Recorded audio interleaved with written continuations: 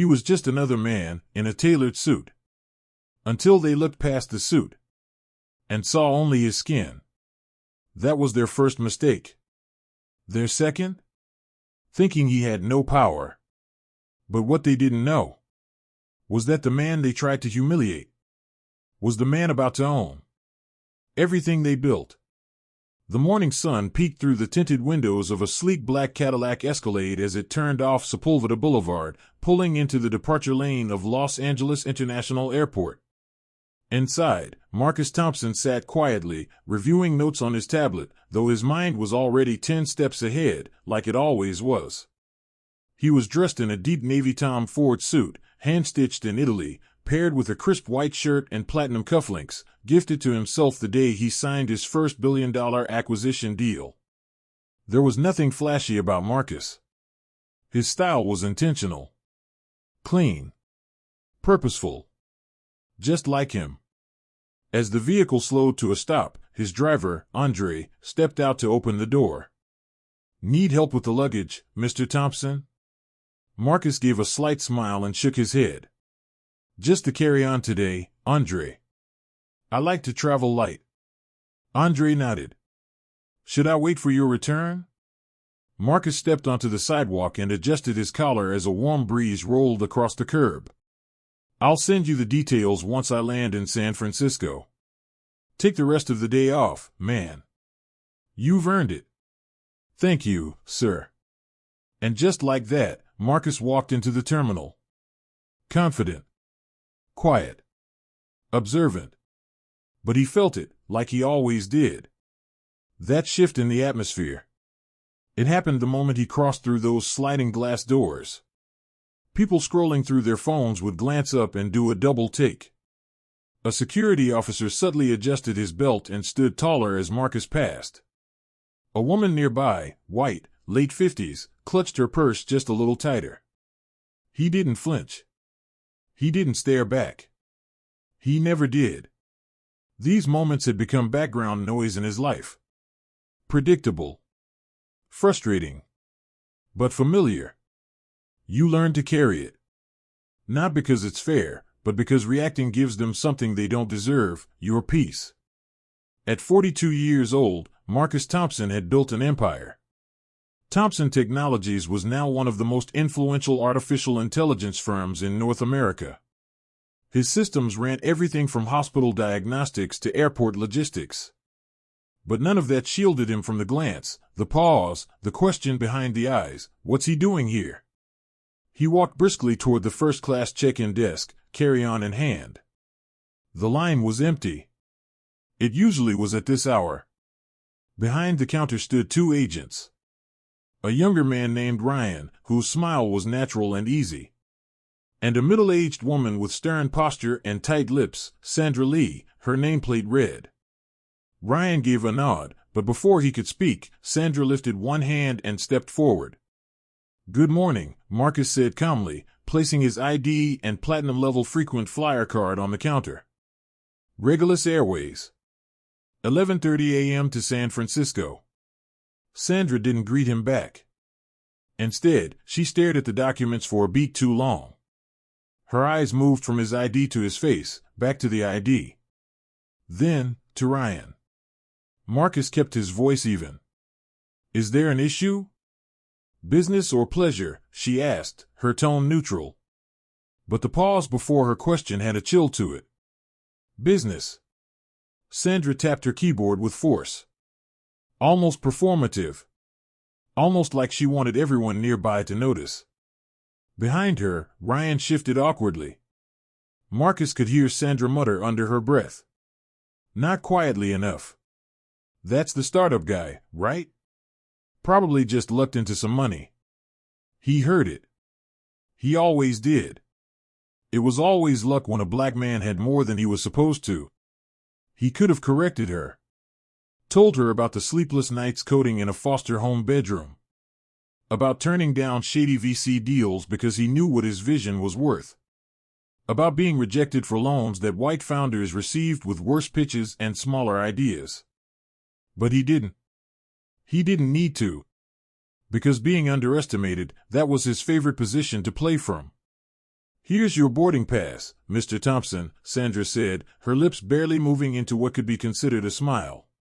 First-class passengers may proceed to the lounge. Boarding starts at 10:45. Thank you. He took the pass and moved on. But he could feel her watching him go. Judging. Calculating. Waiting for him to slip. TSA was routine, except for the random extra screening. Again. Marcus didn't complain. He stood tall, arms slightly raised, eyes forward. It wasn't about humility. It was about strategy. They want you to get angry. They want to say, see, he's a problem. But not today. Not ever. 20 minutes later, Marcus approached the Regulus first-class lounge entrance. The decor was all polished marble, sleek branding, and soft lighting, designed to say exclusivity. A young white staffer greeted him at the podium. Good morning, sir. May I see your ID and boarding pass? Marcus reached into his jacket, handed them over. But before the staffer could scan the pass, Sandra reappeared. Out of breath. Ryan, I'll take this one. The young man looked confused but stepped back. Marcus's smile disappeared. Sandra took his documents again, this time examining them like a detective inspecting a forged check. Is there a problem? Marcus asked, voice calm, but firmer. Sandra tilted her head. This first-class ticket seems unusual. He blinked. Unusual how? These are very expensive seats. And we need to ensure all passengers are where they're supposed to be. A man standing nearby in khakis and a golf polo chuckled. Maybe he's lost. Coach is that way, he said, pointing toward the main terminal. Sandra didn't say a word. Didn't correct him. In fact, she looked almost pleased. Marcus could feel every eye in the lobby on him. But his face was unreadable. I assure you, my ticket is valid, he said simply. Sandra's fingers danced across the keyboard again. This ticket, she muttered. It's probably someone else's. Or maybe purchased by your employer. Marcus didn't react. Instead, he slowly reached into his wallet and produced a black American Express Centurion card. Will this help verify my identity? He asked, still calm. Sandra's eyes widened slightly, but she recovered fast. Anyone could have that, she said. I'll need to call security. She turned her back to him and lifted the phone. Marcus exhaled through his nose. No rage. No outburst. This wasn't new. It wasn't the first time. But he had prepared for this exact moment. As she dialed, a young black intern across the lobby, Jamal Carter, froze. He knew who that was. Marcus Thompson. His eyes went wide as he pulled out his phone. And that's when Marcus whispered, low enough that only his own thoughts could hear it. This isn't about a lounge. This is about a system. And I've built a system of my own. He reached into his pocket and made a single call. Activate Protocol Raven, he said softly. Begin observation mode. No one noticed. No one reacted. But from that moment on, the fate of Regulus Airways was no longer in their hands. It was in his. And this time, the Empire was watching. Marcus Thompson sat in the sterile quiet of the airport's secondary security office. The overhead light buzzed faintly, casting a soft hum across the room. Outside, life went on. Flights were boarding. Announcements were being made. People were laughing, hurrying, sipping coffee. Inside, time had slowed. He hadn't spoken much since Sandra Lee called security. Not when she questioned the validity of his ticket. Not when she asked if someone had bought the seat for him. Not even when she suggested, without saying it aloud, that a man like him couldn't possibly belong in a place like that. Because Marcus had learned something long ago. You don't fight noise with noise. You fight it with precision. With clarity. With power. The security supervisor, Victor Grant, a tall man in his early 50s with salt and pepper hair and a military stiffness to his movements, was seated across the table. His expression was neutral. But something in his eyes, something small, suggested he knew exactly what was happening. Victor spoke first. "Sir, I've reviewed your boarding pass and identification. Everything checks out. You're free to return to the lounge." Marcus nodded once. "Thank you, Mr. Grant." Victor hesitated before continuing. "For what it's worth, I know who you are. I follow your work. This shouldn't have happened." Marcus gave a tight, understanding smile, but his voice was measured. "It does happen. All the time." And then, he rose. He wasn't angry. He wasn't embarrassed. He was calculating. Because unlike the other times he'd faced this kind of bias, this subtle erosion of dignity behind a fake smile and a clipboard, this time, the company had picked the wrong man. This time, he wasn't going to let it slide. As Victor walked him to the edge of the security zone, Marcus took out his phone. He opened a secure app, tapped once, and raised the device to his ear. "This is Thompson," he said softly. A calm, female voice responded. "Yes, sir." "Activate Protocol Raven. Full spectrum engagement. Begin observation mode." "Understood. Assets are in place." He hung up. And with that, the fuse was lit. Across the airport, in a tucked-away corner near Terminal C, Jamal Carter, a 24-year-old intern for Regulus Airways, was typing furiously on his phone, hiding behind a structural column near the employee break room. He'd seen it all. The way Sandra Lee stepped in to override her younger colleague. The tone in her voice. The look in her eyes.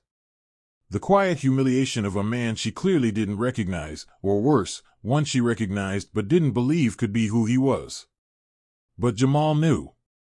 Everyone in tech knew who Marcus Thompson was.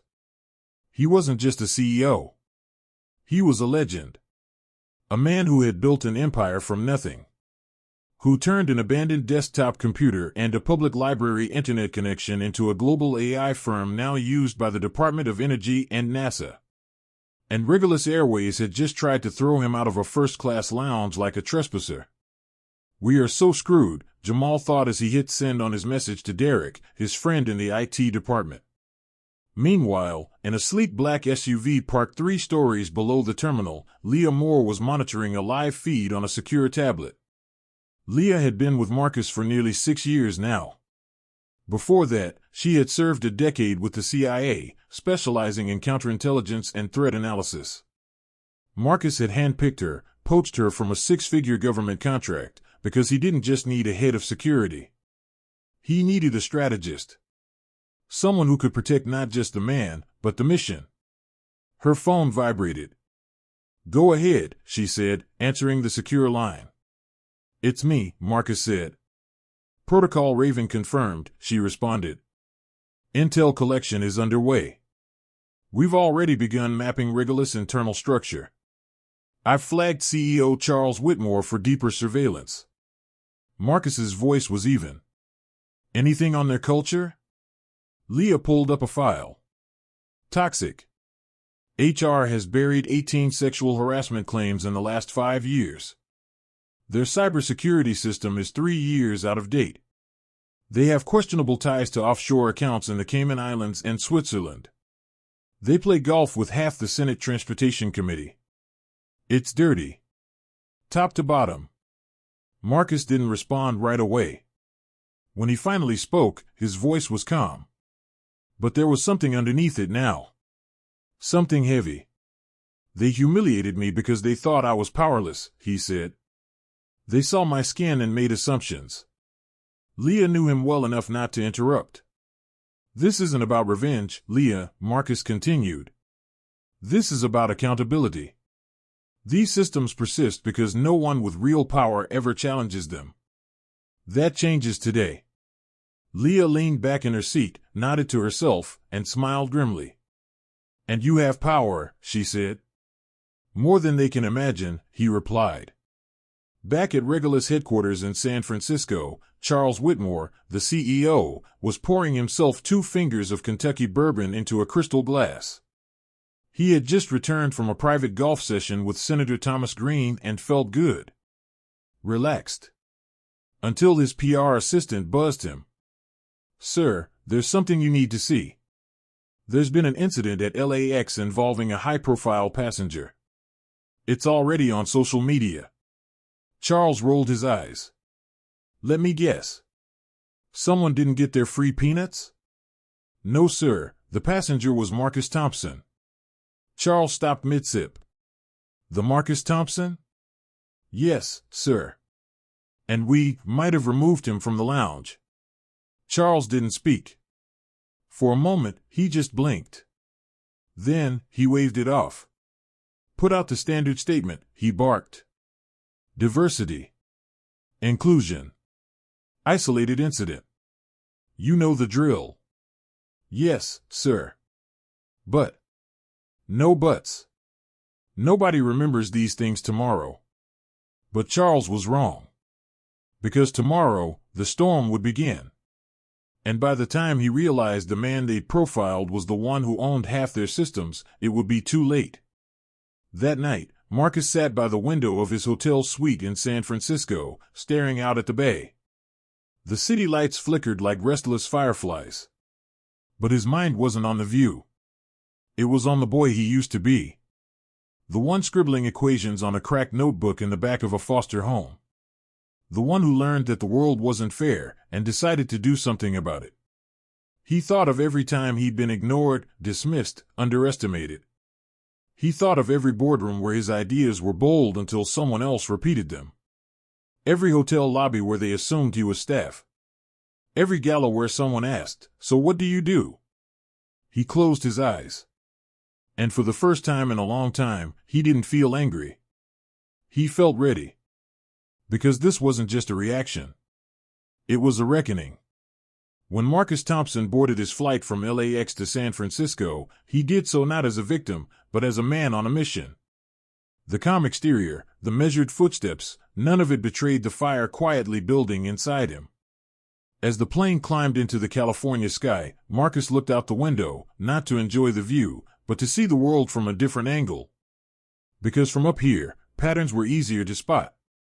And Marcus had spent his life spotting patterns, economic patterns, behavioral patterns, systemic ones too. That morning, Regulus Airways hadn't just disrespected a passenger. They had activated something they couldn't begin to understand. They didn't know that their quiet discrimination had just collided with one of the sharpest minds in American tech. But they were about to. By the time the wheels touched down in San Francisco, footage of the airport incident had already begun spreading online. Cell phone videos, grainy and shaky, captured Sandra Lee's confrontation with Marcus. Her clipped tone. Her demand for security. The way she examined his boarding pass like it was forged. The clips were under a minute each, but they said everything.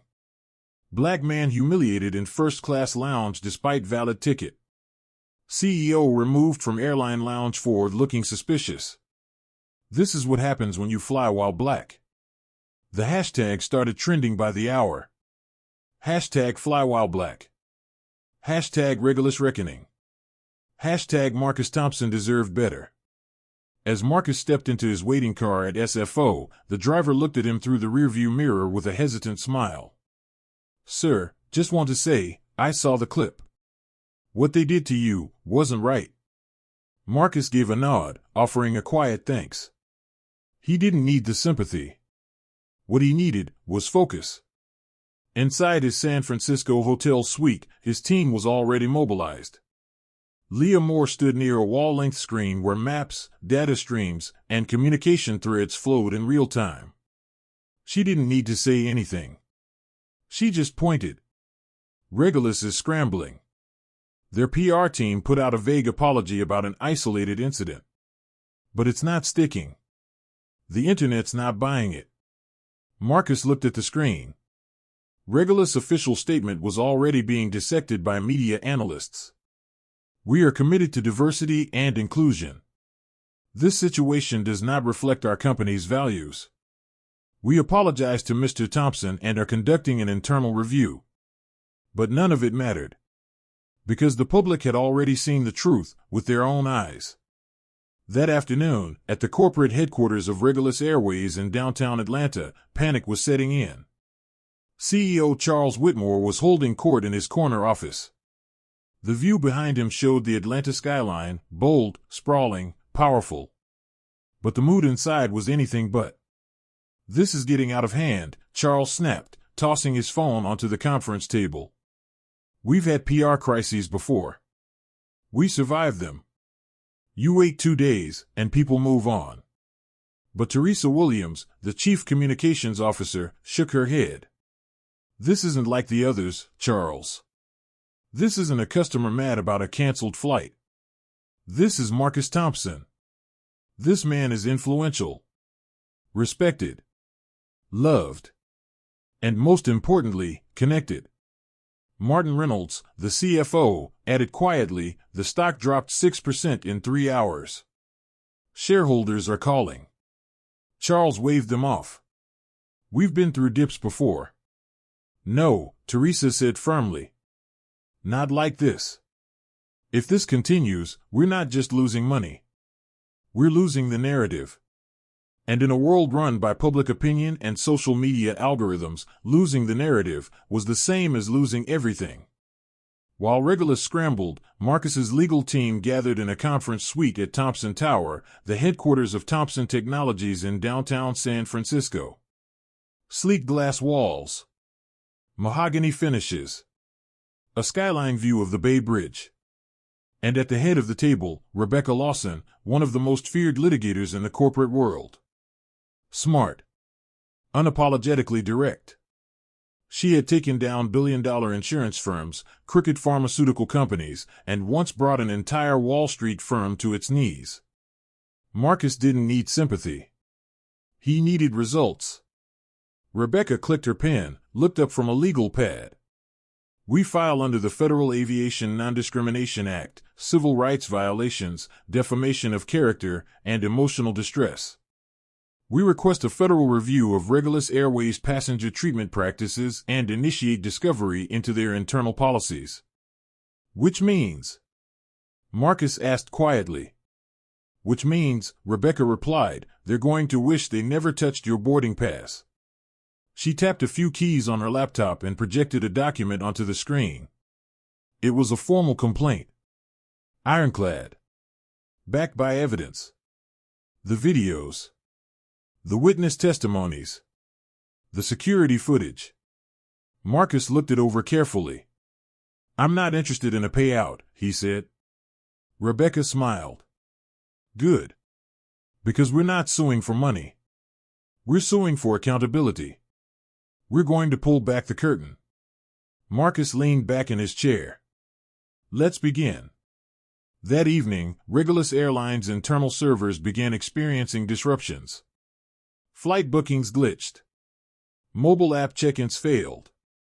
First-class seats were mysteriously downgraded to economy.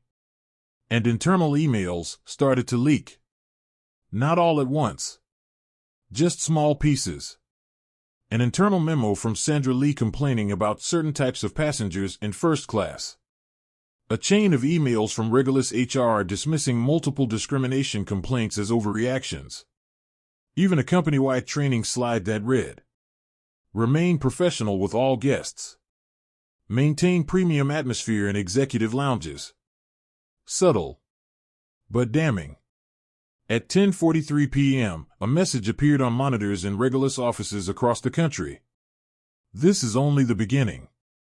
Then it vanished. Meanwhile, Marcus sat quietly in his hotel suite once again. The same city skyline outside the window. The same silence inside. But the weight in the air was different now. Leah sat across from him, tablet in hand. "We have confirmation of Regulus offshore banking activity. They've been moving money through shell companies. Probably to hide executive bonuses during layoffs." "And Whitmore?" Leah hesitated. "He's got skeletons. Multiple NDAs tied to harassment claims. Internal bonuses that violated SEC guidelines. He's not just running a company. He's running a racket. Marcus looked away, his jaw tight. Let's build the file. By the next morning, the front page of the Wall Street Journal read, Tech CEO escorted out of lounge sparks corporate investigation. CNN aired a special segment. A modern-day Rosa Parks? How one man's calm changed everything. The White House press secretary, when asked for comment, said, "We've seen the footage. And if what's alleged is true, it speaks to a broader issue in how companies train and treat their customers." By lunchtime, Regulus stock had dropped another 11%.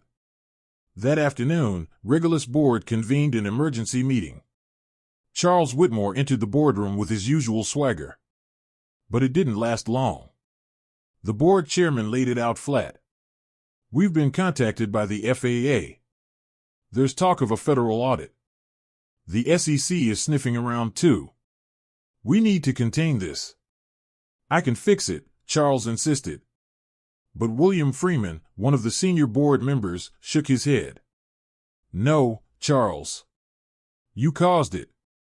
And if you don't step aside, you're going to take the whole company down with you." The room went quiet. Outside, protesters had gathered outside the Regulus building holding signs. "We belong in first class too. It's not about a seat, it's about respect. Justice for Marcus." That night, Marcus sat alone once more. The glow from the streetlights below washed through the window like quiet fire. His phone buzzed with a message from Leah. Phase 2 complete. Digital pressure points mapped. PR unraveling. Legal walls cracking. Your move. Marcus stared at the message for a moment. Then he typed 3 simple words. "Let truth speak." And pressed send. Because justice didn't need a spotlight. It just needed someone who refused to back down. 3 weeks had passed since Marcus Thompson was escorted out of the Regulus Airways first-class lounge. It felt like a lifetime ago. Because in those 3 weeks, everything had changed. Regulus was no longer just a company under scrutiny. It was an empire unraveling, thread by thread, lie by lie. And Marcus, the man they tried to humiliate in silence, had become the quiet storm that exposed it all. On a rainy Thursday morning in Washington, D.C., the Senate Transportation Committee convened for an emergency hearing. Broadcast live on national television, the room was packed with reporters, lawyers, and members of the public. At the center of it all sat Marcus Thompson. Not in a tailored suit this time, but in a simple charcoal gray blazer, no tie, hands folded calmly on the desk before him. His presence was quiet, but it filled the room. Not with arrogance, but with purpose. He wasn't here for revenge. He was here for truth.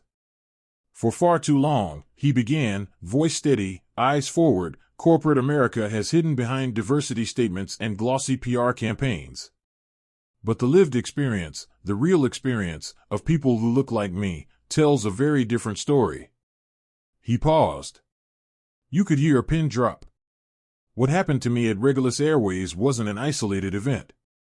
It was a symptom of a culture that rewards silence and punishes those who speak out. And I didn't come here to tell you I'm angry. I came to tell you I'm ready. Behind him, Leah Moore sat with her laptop open, tracking live social media reactions. One tweet, already going viral, read, Marcus Thompson didn't just walk back into the room. He brought the receipts, the reform, and the future with him. While Marcus gave testimony in D.C., back in Atlanta, the Regulus boardroom was in chaos. CEO Charles Whitmore had been suspended. Officially, it was pending investigation. Unofficially, it was the beginning of the end.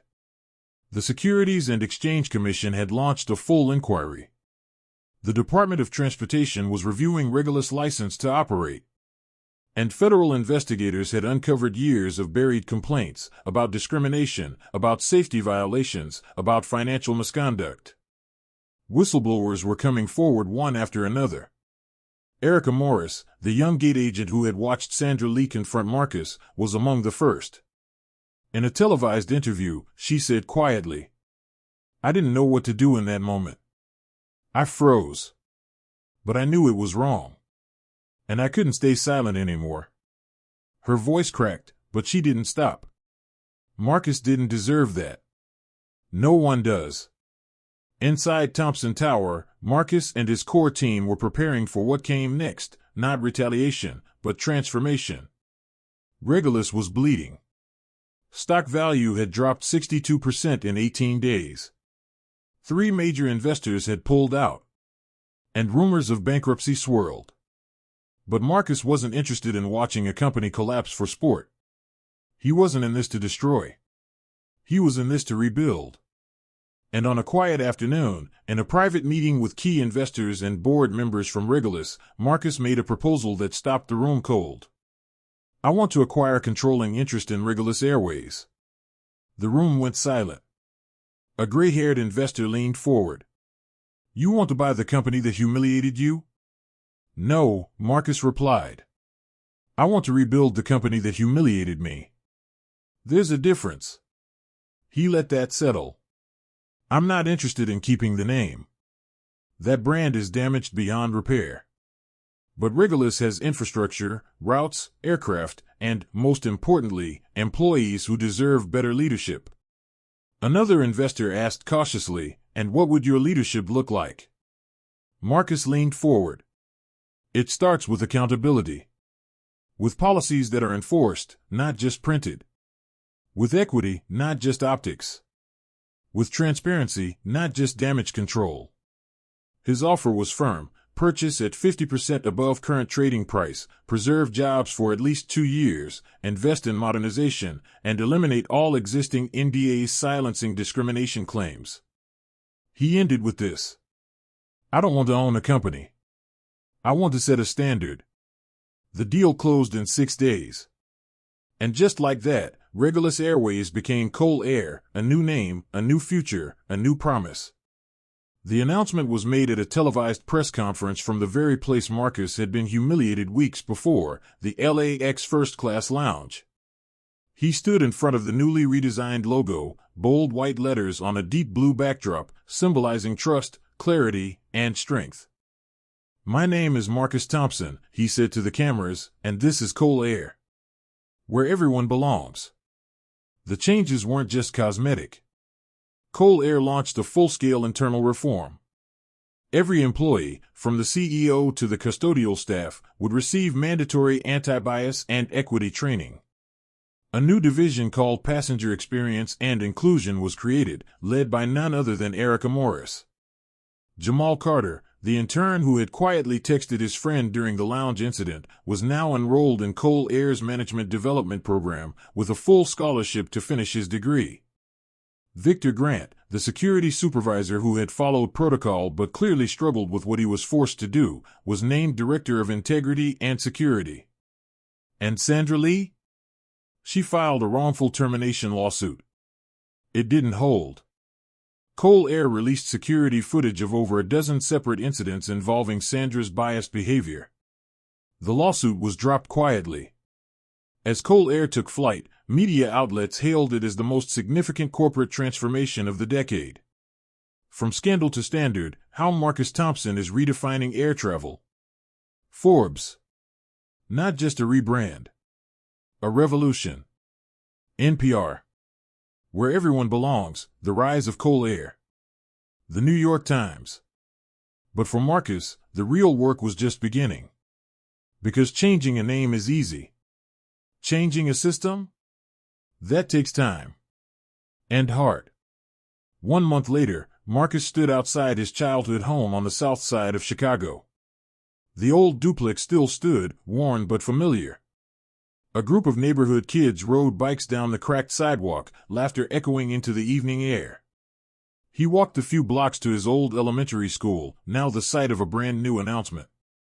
Standing at a podium in the school's modest gym, surrounded by teachers, students, and community leaders, Marcus smiled. I stood right here when I was 9 years old, he said, pointing to the corner of the gym. Right there. Sitting cross-legged, listening to a guest speaker talk about how success came to those who worked hard. He paused. I believed him. But I also learned that working hard isn't enough when the system isn't fair. And then he revealed the next phase of his mission. The Thompson Foundation for Opportunity, a $100 million initiative to invest in underserved communities, education access, and entrepreneurship for young people of color. This isn't charity, he said. This is a correction. An overdue one. Back in the sky, the first official Cole Air flight departed from Washington, D.C., bound for San Francisco. The in-flight video featured not ads, but stories, passengers sharing why dignity in travel mattered. The cabin was redesigned for inclusivity. And in first class, Marcus Thompson sat by the window, watching the world fall beneath him. Not in triumph, but in reflection. Because the boy who used to stare out that same window with dreams had become the man who reshaped the sky itself. The sun was just beginning to rise over San Francisco Bay. Morning light spilled across the skyline, casting long shadows on the water's surface like reminders of where the night had been. Inside a sleek boardroom at Thompson Tower, Marcus Thompson stood alone. The room was quiet. Not empty, but respectful.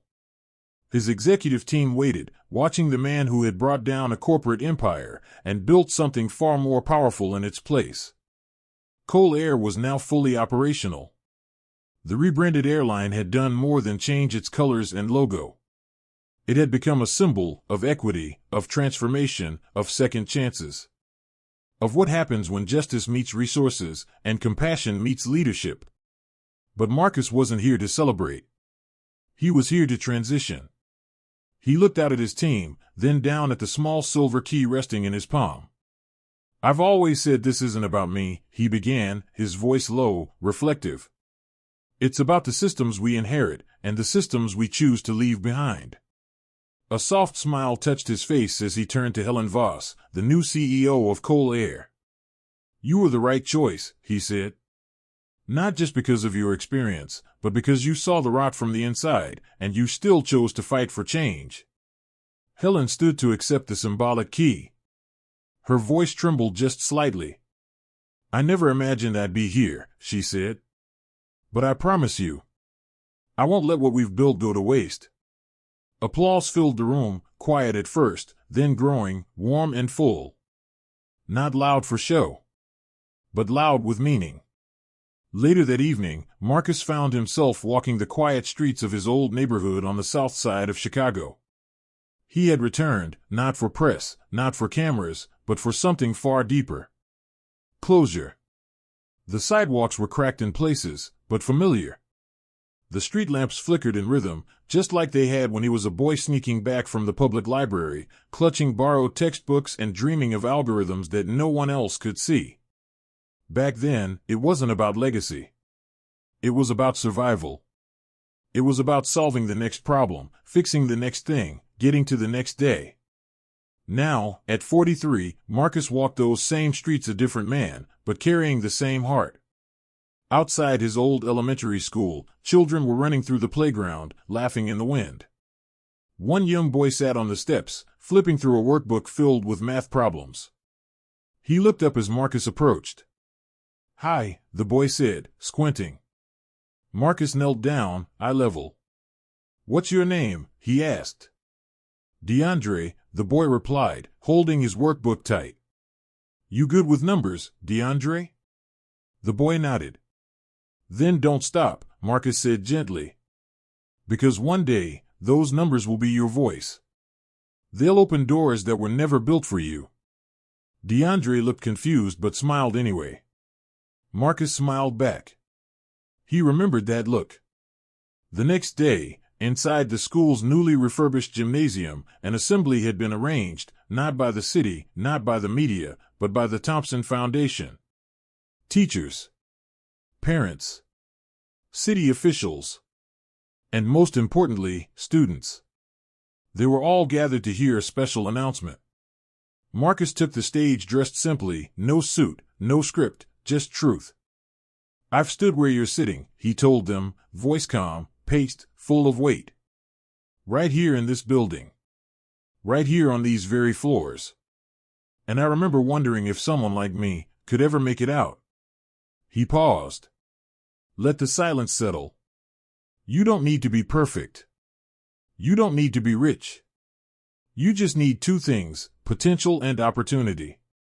He reached into his jacket and held up a copy of a document, the Cole Scholars Program.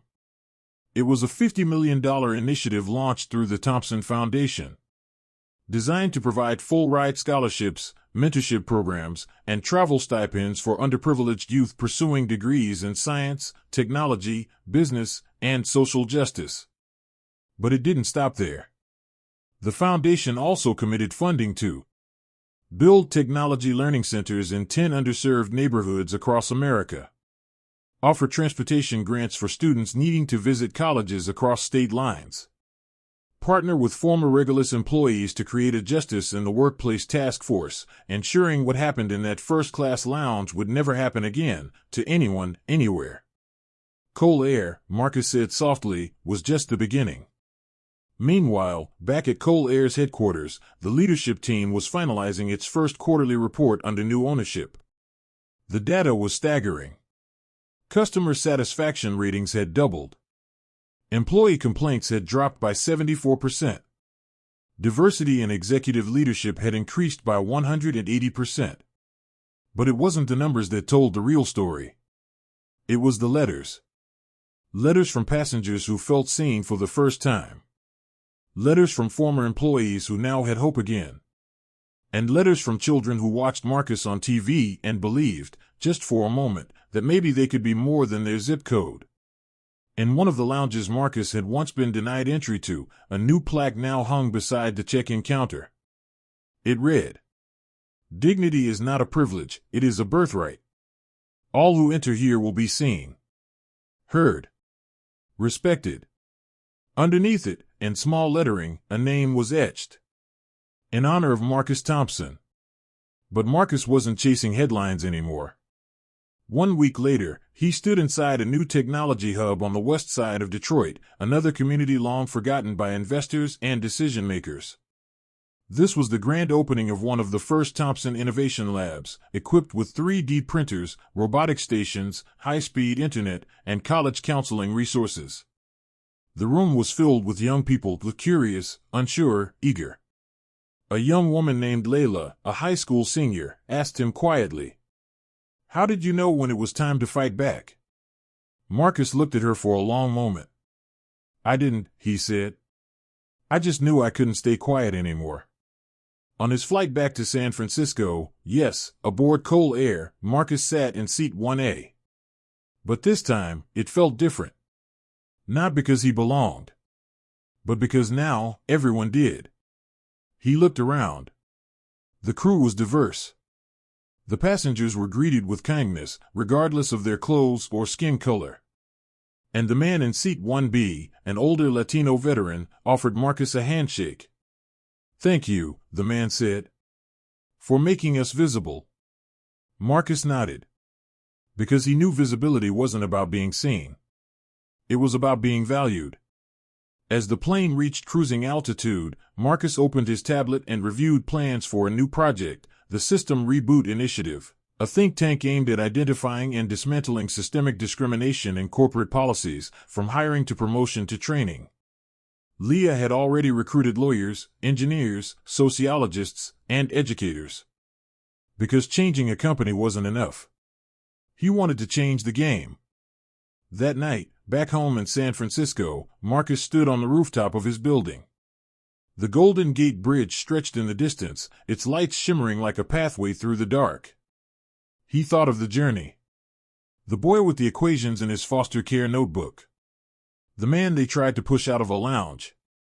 The leader who chose to respond, not with rage, but with reform. And he whispered to the wind, "Let the empire fall, so something better can rise." Because power doesn't end when the fight is won. It begins when the next generation no longer has to fight. Sometimes, it only takes one moment to reveal who people really are. A look, a word, a decision made in judgment. But through this story, we saw what happens when quiet dignity meets unstoppable purpose. He didn't shout.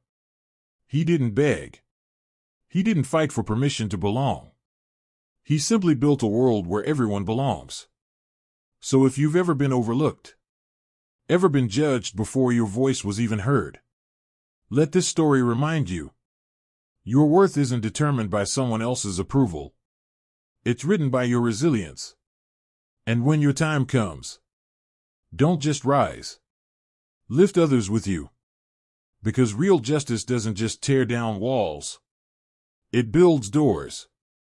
If this story moved you, don't forget to like, subscribe, and share it with someone who needs to be reminded of their power. This is more than content, this is legacy.